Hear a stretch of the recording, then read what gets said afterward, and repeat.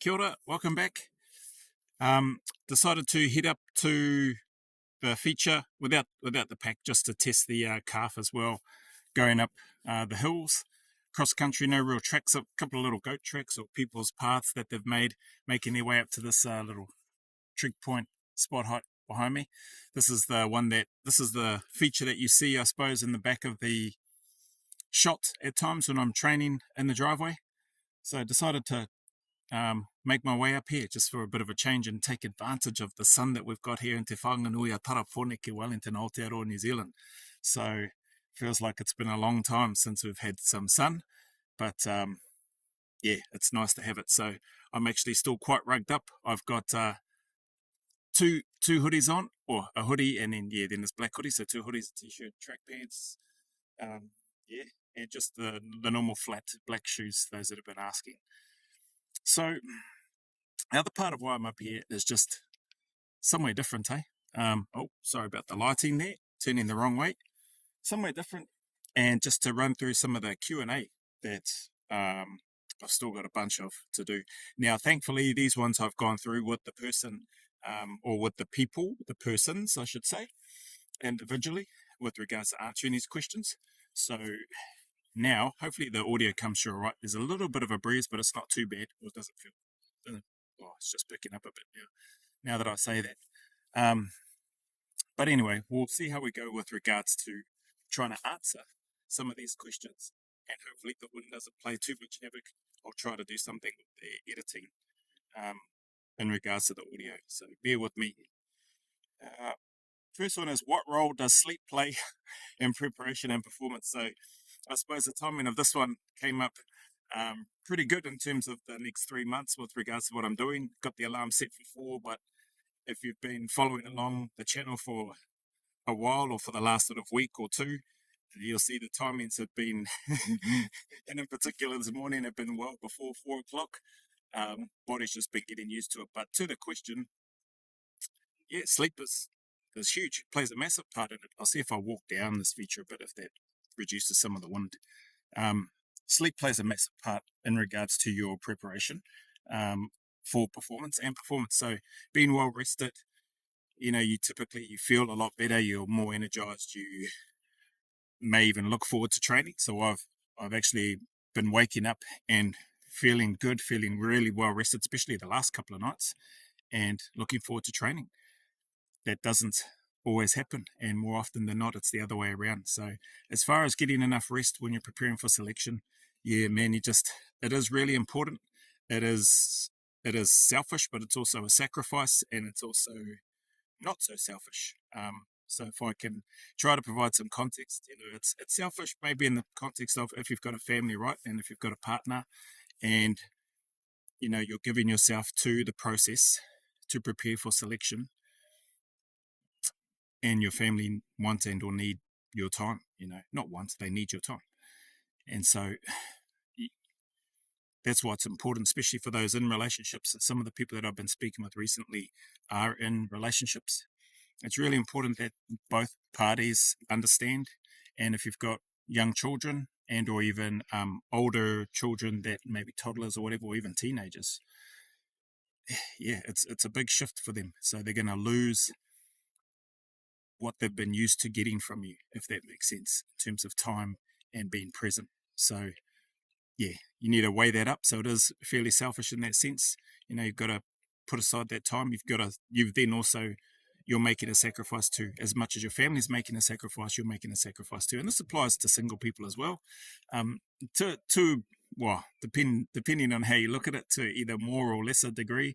I would probably say more to a lesser degree if you're single.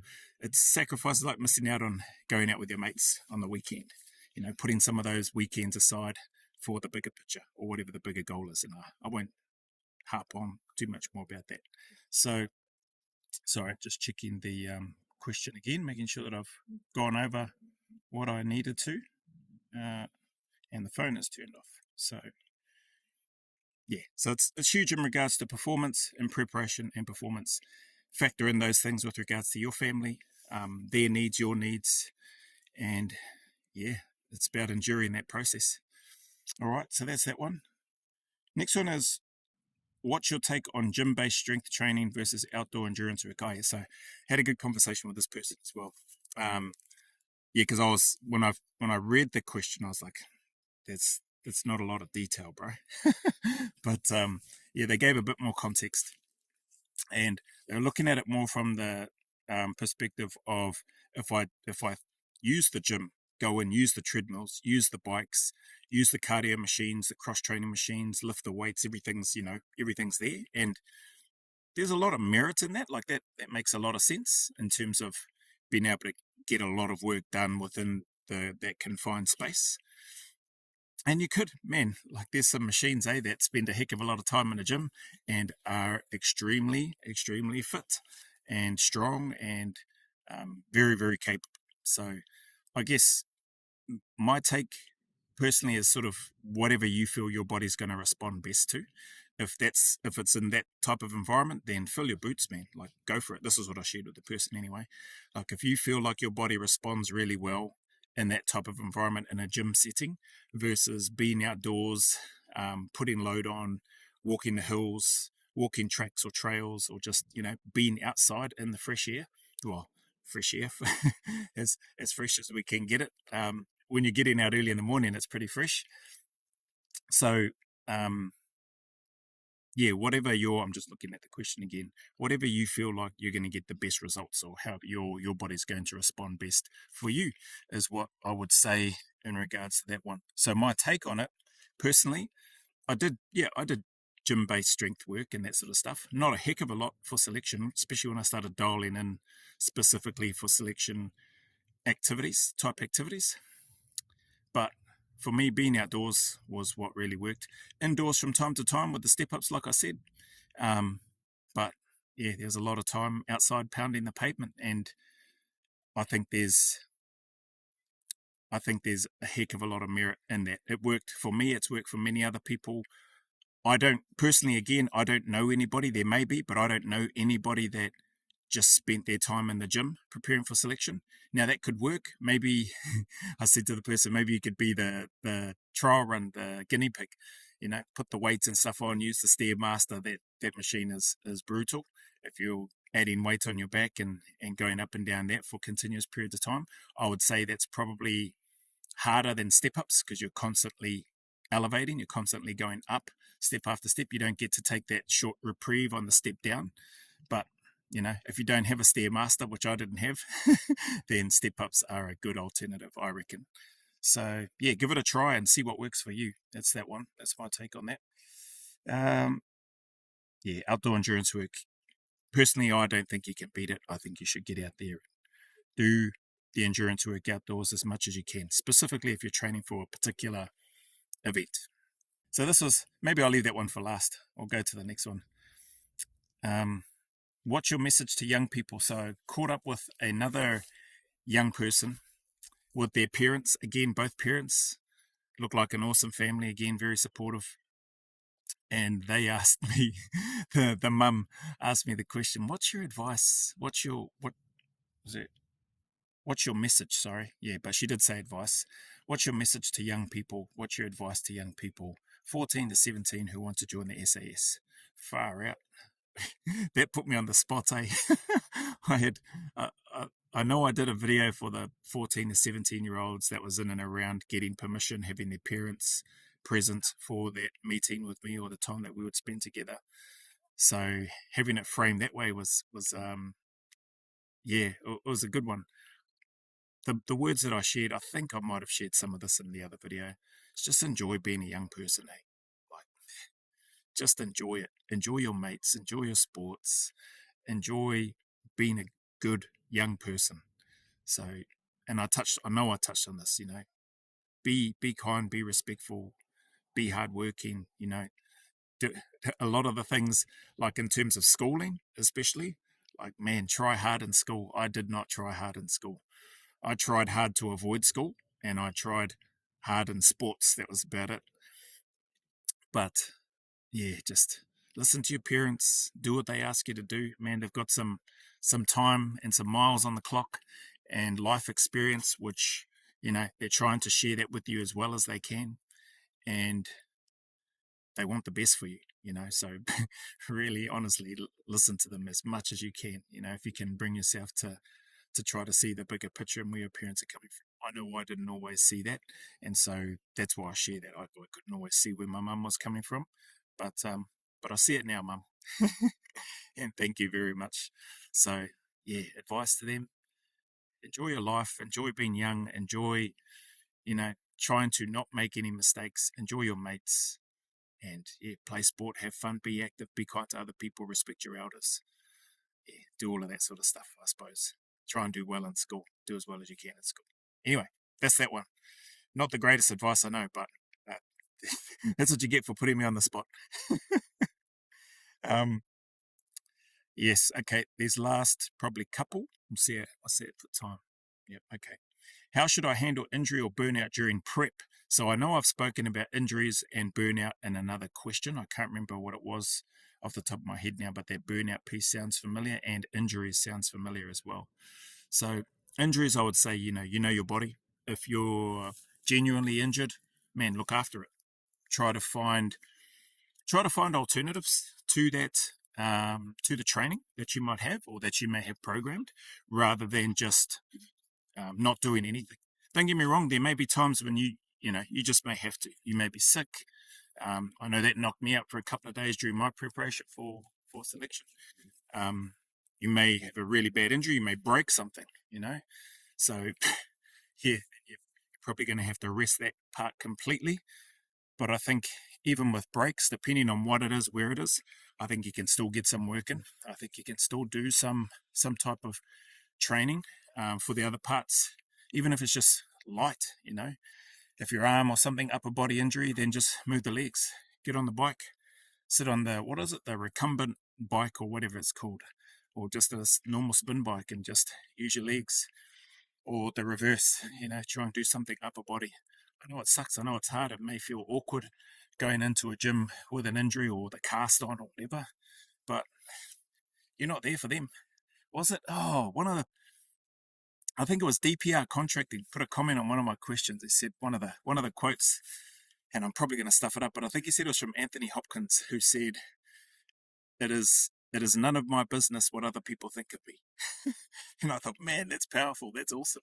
So I had not heard that one before. And so it was, yeah, that just really stuck out in my mind. It is none of my business what other people think of me. So, yeah, don't care about what other people thinking about you. If you're in the gym with your cast or whatever on, for me personally, I'd be thinking far out that person's committed. That's awesome. And for me, that's inspiring. Somebody that's willing to try to find a way rather than an excuse is pretty cool in my book. Burnout. So burnout during prep, injury during prep. So I've spoken about that. Burnout during prep. My take on the burnout piece is you definitely, well, you should know if you're burning out, if you are pushing too hard, especially just before going on to selection. You should not be feeling burnt out going into selection. You should be feeling energized, as fresh as you can, nervous, apprehensive, yep, for sure. But you should be feeling pretty good, I'll be honest. And if you're not, if you're feeling burnt out, then you potentially have not done a few things very well, possibly. So if you're burnt out and you're about to go into selection, well, you've already committed by then, and it's a bit late. But if you're in the early stages of your preparation, here's my thoughts on it. I was personally, me, and I know a bunch of other people as well that were preparing for selection, and I've touched on this on other videos. There were many days where I just dreaded, probably more days than there were days that I looked forward to training. But there were probably more days where I dreaded getting up, going to training. I felt sore. I felt tired. I felt miserable. I felt like a lot of nights I didn't get enough rest when probably I actually did. It's just because of the toll that was happening on my body. And that did and was playing on my mind mentally. It really was present. It was something that it wasn't heavy at the time, but there were comments and things around, be careful about overtraining. And call me a little bit naive, which I would have been, and I was at that time. I didn't necessarily buy into that personally. This is just me, right? So I just held on to the fact that I had a good 4 to 8 week, ended up being about 5, 6 weeks taper leading into selection. And that for me was like my light at the end of the tunnel. From the 10 months worth of preparation and training, where I just sort of focused more in and dialed in on my training and what I needed to do from a physical perspective, which helped me mentally, which I've talked about before as well. I that that was my light at the end of the tunnel. That was my carrot, whereby I know my body's going to be able to get enough rest and recovery there. And as I've touched on, not every session that I did over those 10 months leading up to was a thrash session. So there were some lighter days, and those days, man, when they came, they felt really good. And they gave me a burst of energy after some fairly hard consecutive days in a row. So burnout, I think if you manage your training and stuff properly, understand and expect that you're going to feel really tired. If you're putting in the kilometers, if you're putting in the hours, if you're putting in the days and the consecutive days, and you're putting in, especially the pack for me was draining. Especially consecutive days pack work. It was, yeah. I probably don't recommend. I might have touched on this in another video as well. It may have been considered excessive, but for me it was worth it. And for me, I guess at the time I was young as well, and I had the ability to be able to do that, which is good. Sorry, just trying to get the bloody questions back up that I had. Phone is playing up.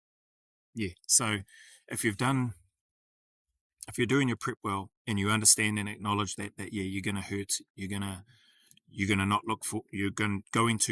look forward to getting up and going to training the next day, and maybe for several days in a row, but you do it anyway. That for me, I believe anyway, is where the magic happens, and it'll help you a heck of a lot in the mental game, but also in the physical game. That's money in the bank, that's runs on the board that you've got, that's information and physical and mental scarring that you can draw on, in my opinion, when it's crunch time and you're on selection. So that's my take on the preparation on injury and burnout. Hopefully that helps. Oh yeah, this one hopefully will be quick. I said it was quick when I spoke with the person. The person here said, "What's something you wish someone told you before you attempted selection?" Something I wish somebody told me before I attempted selection? Nothing. Like, I'm happy with what I got. Why? Because those people that doubted, that may not have verbally said it, but I could tell just from their body language or the undertones of some of their comments, that you have no idea how much that fueled me, how much that made me angry as well. I'll be honest, but anger in a good way. I was able to channel that in a good way so that I could do what I needed to do. Not I didn't use it. I don't recall using it in a way to be able to then one day go back to those people and go, "See, I told you so," whatever. It was more about, and I've heard this saying before, I don't know who said it, but it was more about proving myself right, that I could do this, that this is why I was here, this is why I joined the army. That's what I believed anyway. So it was an opportunity for me to prove that to myself, and them people saying and or not saying things to me just helped lit a fire. So yeah, there wasn't really anything. I can't think of anything that I wish somebody had said to me before going on selection. What I would say to anybody who genuinely wants to serve there, and I think I've said this in other videos, if you genuinely want to serve there, stop sitting on the fence, pull the trigger and get after it. That's what I would say there. So this is, we'll make this on the last one. Geez, that's nearly 20 minutes there. What does going always a little further mean to you personally? So that's a cool question. It's not one that I've thought about a heck of a lot. It just intrinsically has been something that's evolved with regards to the channel and with regards to what I want to try to do, and or the message that I would like to try to share, in the hopes of helping people, get after what it is that they want to do. Whether that's, like I've said before, whether that's starting a YouTube channel, whether that's shedding kilos and becoming thinner, stronger, whatever, whether that's preparing for selection, whether that's employment, going for a job that you want, or studying, or relationships, or whatever. Going always a little further to me is about stepping into that uncertainty, about leaning into those spaces where you're uncomfortable and trying to persevere, being as consistent and as disciplined as you can with that thing that you want to try to do and achieve, and doing your best to not stop until you get there. So that being unrelenting and being unwilling to stop what it is that you're doing, even though everybody else might think you're nuts or crazy, being unwavering in your thought and in your pursuit of that thing, whatever it is, that goal or that objective that you would like to try to attain. So, yeah, that's as brief as I can put it. It means a heck of a lot of things to me, and those are probably some of the core ones that come to mind right now. So, anyway, that's that. That's those questions in the bank. Thankfully, I've had the conversation with those individuals already, but I thought I'll share these and put them in here as well. There's still a few more questions which I haven't gotten through, and who I haven't spoken with those people yet as well. But I'll get to them. I've got meetings galore backed up, so right through to the end of July. Yeah, that's that. I'm going to wrap this one up here. And as always, just want to thank anybody that's given any time here. Your time, your effort, your energy, your support is amazing. It's awesome. And I'm very grateful for it. Thank you. To those going through some very difficult and hard times right now, and there's a few of you, I feel for you. I understand. I know what that's like in terms of the loneliness that comes with that, the sometimes lack of self-worth that comes with that too. And I know that not only have I been there, but probably everybody who's here or spending any time here seeing this has been there at some stage or at some point or another. And if they haven't, it's just a matter of time. So you just need to keep turning up. That's all I can put it down to. Keep turning up and keep staying in the fight. It's lonely, it's miserable, it's hard. I get it. I get it. And everybody out there gets it. Then I don't care who they are. Everybody, I think, has gone through those moments. But there is a light at the end of the tunnel. The sun will shine again. Even here in Te Whanganui Atara Porirua, Pōneke Wellington Aotearoa. You know, the sun is shining today. And so it may seem like it's not going to happen. It may seem like it's not worth it, but I guarantee you and 100% promise you it is worth it. There are people that need you. There are people that want you to keep turning up. There are people that need your guidance, your advice, your example. So, and they need your presence. So just stay in the fight. Put one foot in front of the other. Plod along if you have to. Reach out and ask for help if you have to. There are people ready and willing and able to help. People with degrees if you need that. People with shared lived experience if you need that. So reach out. Don't just isolate and block everybody out. I've definitely done that as well. So anyway, just know that you're not alone and keep at it. As always, go always a little further. Remember, who dares wins and who cares wins. And until the next video, milestone, or YouTube post, or Q&A, there's a big mana wave coming from me to you, filled with my aroha, respect, appreciation, and gratitude for you all.